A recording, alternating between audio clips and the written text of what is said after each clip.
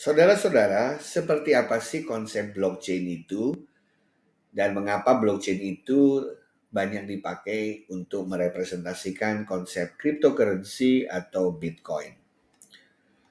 Pada dasarnya, kalau kita lihat baik-baik, blockchain itu sesuai dengan namanya adalah chain of a block, ya, Eh, apa namanya, rantai dari blok-blok, di mana setiap blok itu menyimpan sekian transaksi. Biasanya kurang lebih sampai seratusan transaksi tiap blok gitu ya.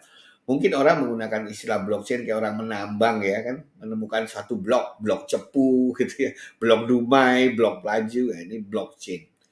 Di mana blockchain ini merupakan suatu sistem database atau penyimpanan data yang terdesentralisasi, dilindungi dengan teknik kriptografi untuk pengamanannya. Nah, modelnya seperti ini, Anda lihat bahwa setiap blok ada nomornya dan satu blok akan terhubung dengan blok yang lain. Nanti kita lihat bagaimana blok itu bisa saling berhubungan. Tapi intinya adalah orang menggunakan blockchain karena di dalam blockchain itu dikenal yang namanya digital timestamp. Jadi setiap kali ada transaksi tercatat dalam blockchain, maka seperti Bitcoin, tercatat jamnya kapan waktu itu. Sehingga tidak bisa dilakukan backdated atau menipu. Karena yang mencatat adalah jam yang ada di server yang di seluruh dunia diikuti secara bersama-sama.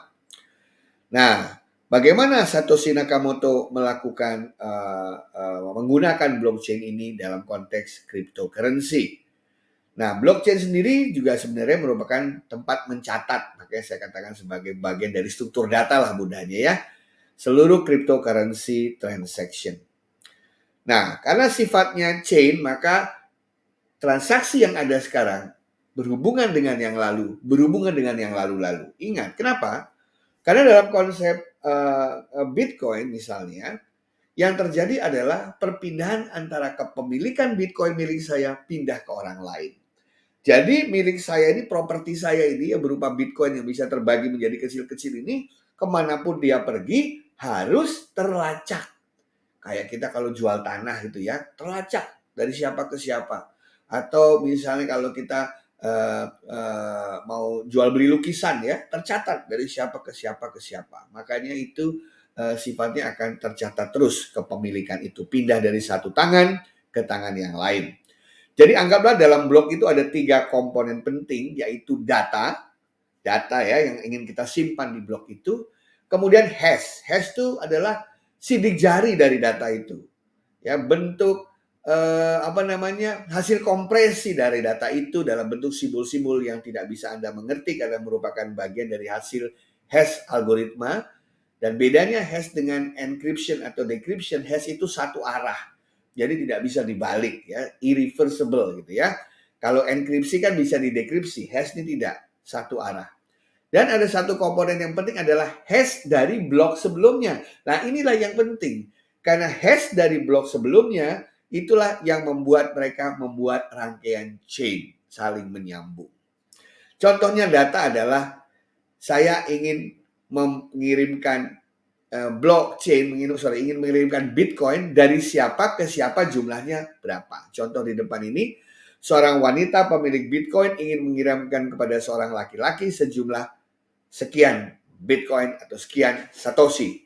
Nah, pada saat inilah maka akan dicatat data yang ada di dalam sebuah blockchain. Dan nanti semua kumpulan data yang ditransaksi itu akan dihash, akan dicari fingerprintnya ya, atau bentuk kompresinya. Dan hash yang satunya diambil dari sebelumnya supaya nanti transaksi ini kalau sah, kalau valid akan ditempelkan ke previous blockchain atau rantai blok yang sudah ada sebelumnya. Sebagai contoh misalnya, Anda bisa lihat di sini, blok 1 ya, Anda lihat previous hash-nya adalah 0000, artinya ini blok paling awal nih, belum ada sebelumnya. Kemudian Anda lihat blok 2 ya.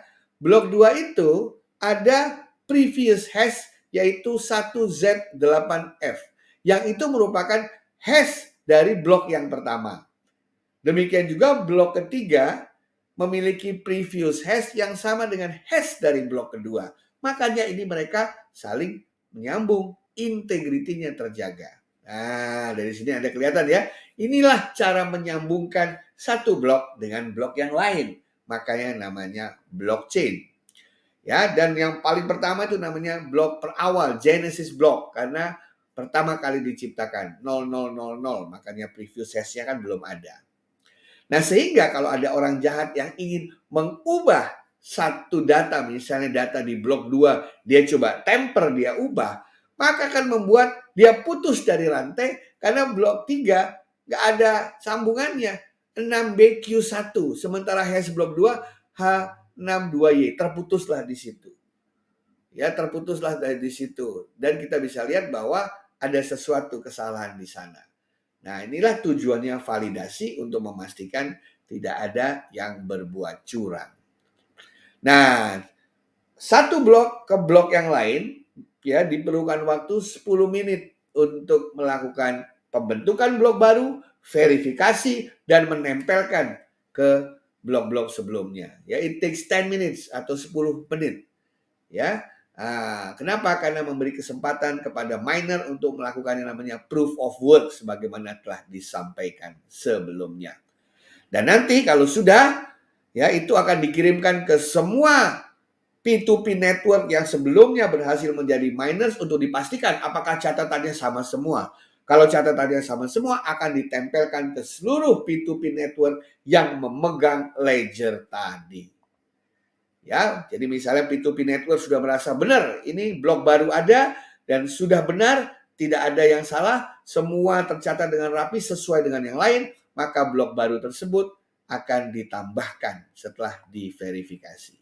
Itulah new block yang ada dan intinya penambahan itu baru terjadi kalau terjadi yang namanya konsensus. Ya, jadi blok yang baru ini akan ditempelkan ke blok-blok sebelumnya jika dilakukan konsensus antar mereka. Itulah saudara-saudara sekalian yang terjadi pada blockchain. Makanya mengapa blockchain dipergunakan? Karena itu konsep yang paling align dengan cryptocurrency dan Bitcoin yang diperkenalkan. Mudah-mudahan bermanfaat. Terima kasih.